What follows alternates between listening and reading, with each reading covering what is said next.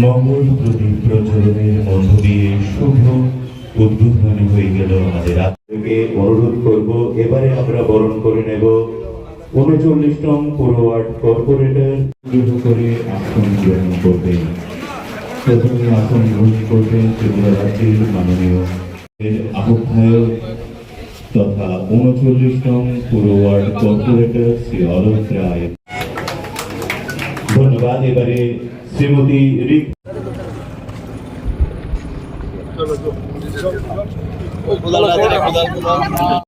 আজকে আমরা সবাই জানি মাননীয় প্রধানমন্ত্রীজি একটা রেকর্ড করেছেন যে নির্বাচিত প্রধানমন্ত্রী হিসাবে তিনবার সরকার গঠনের এবং প্রধানমন্ত্রীর দায়িত্ব, এটা কিন্তু ইতিহাস হয়েছে, আমরা সবাই জানি।